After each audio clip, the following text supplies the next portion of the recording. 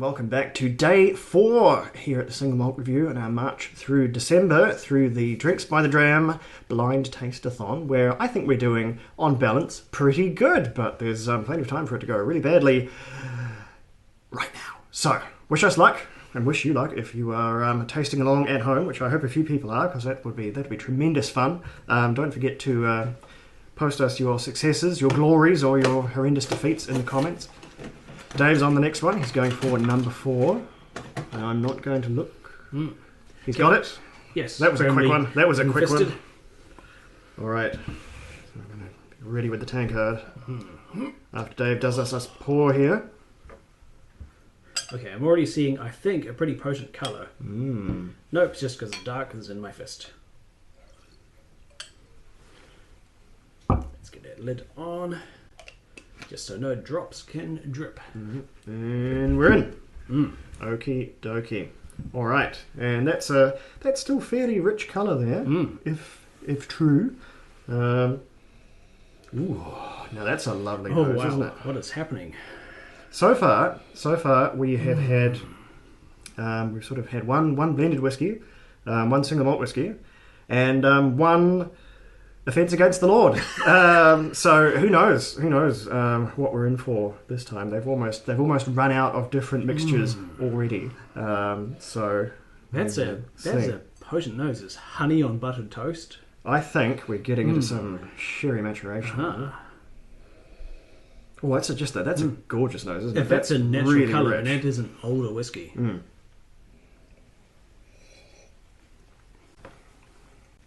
Oh, that is syrupy sweet. A little bit of spice. It's gingery. It's peppery.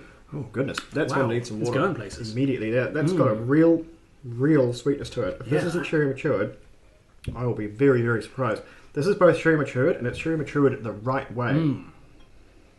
I'm quite suspicious of some sort of sherry finishes is what really, really sort of grinds my whiskey gears, but this one is really, really taking Oh, it in yep, there's stride. a little hint of that slightly dank tinned fruit after adding water. Okay, first things first. Yeah, there's malt whiskey. This is Scotch malt whiskey. This is single malt all the way There's home. my guess to a sherried single malt scotch. It's got a real Highland kind of a flavour, Yeah. and it's one of, I think, only going to be a few distilleries. This is the easy pick to make would be. This is. Why does it escape me? Your favourite distillery, Glendronach? Glendronach. There we go. I don't think so. This is not quite as rich as I expect from a Glendronach because they have the heavy use of Oloroso and PX casks. I'm not getting that here. If it's not Glendronach, there's a possibility that I think it might be Glenmorangie, specifically the newly 14-year-old, or was it newly 15-year-old, one that we have actually tasted semi-recently. What do they call it? The La Santa? Or the... Maybe. One of the sherry matured Glenmorangies. Maybe we could be a little bit off the beaten track here, something which is popular but we haven't tried so often, like Ben Romack or Anok.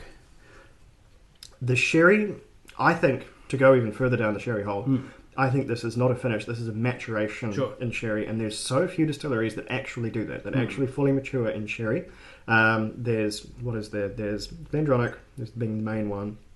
There's Glenfarclas, but that's so distinctive I don't think this could possibly be Glenfarclas. It's sort of too soft and too puddingy rich.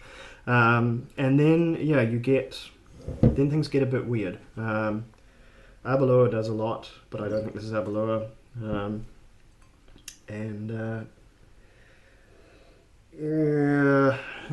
Rothus, but I don't think this is a Rothus by any means. It's not. Doesn't quite have the Rothus coconut. So let's say we can have a pick each when we're going down to individual distilleries. Okay. I don't think that's cheating. I'm going to stick with my Glendronach. Something like a 12, maybe the Glendronach. Yeah. 15? Do they do a 15 or is it 16? Doesn't matter. Younger-ish. I don't think this is like the Parliament or the Allardyce or anything crazy like that. I think that's that would be a real strange one to see come out of this box based on what we have seen. So that's my pick anyway. What do you think? I'm going to, Scottish single malt, exclusively sherry or heavily sherried. Possibly not exclusively. It's not quite that heft that I'm used to from sherry. But again, it could be wrong. So I'm going to say... You're allowed a bonus pick for a distillery. What do we think? I'm going to go Ben Romick. Ben Romick. Okay, all right. Solid. Let's see what we got. It is Tobamori. Tobamori! Tobamori 12. What's going on? Tobamori 12. They've changed the mix. Yep, Holy 46.3%. Strong one, 12. So we're good on it being a bit of age to it. I got sort of youthful whiskey heft of that, a bit of fire and spice, but no, that's pleasant surprise and a pleasant dram. The nature of Tobamori has changed since I last tried it. This is quite the revelation. Now that I'm looking at this as a maritime sort of a malt, there's a little bit in there, but good man, that's a weird one. That's a real weird one. I will have to look up whether Tobamori does mature exclusively in sherry, but there is such a dominance here and such an integration. I wouldn't have said this was island malt in a long time. Although that said, that just goes to show maybe one, my tasting overconfidence, but two, just how some island distilleries, Arran being the other one, can really fool you into displaying no island character whatsoever.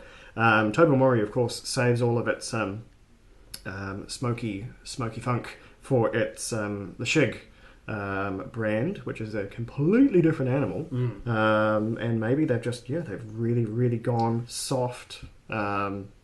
Soft flavors, not gone slack on it or anything, for their Tobamori single malt, because this is, I thought I'd be able to pick Tobamori, but not in 100 years would I have said this came from Tobamori, or at least that would be so far down on my list. I probably would have had to have thought it was 50 other distilleries probably picked this one. So that's a real has blown me away there. I will give a thumbs up to the box there. That's a stunner. And because we should comment on the quality of the whiskies as well. This is a lovely whiskey. This is tremendous. Whereas Glengoyne tasted kind of young for 12. This one I would have been perfectly happy believing it was a 16. It's really nicely mature, nice, and got a good broad flavour, but it's lovely and integrated, and just really rich in giving. It's just tremendous stuff. So scrummy. And that's another, so we're doubling up on the single malts. So we are showing and I think that was the idea, doing some very cursory research on the box, that we were going to have a predominance of Scotch whiskies. So, hopefully there might be a hope for us. International surprises along the way, though, as we've found already. Well, that's us for today. Join us tomorrow when we're going to get it exactly right. That's my prediction. My hopes are not astronomically high, but we will see. Slanger, join us tomorrow.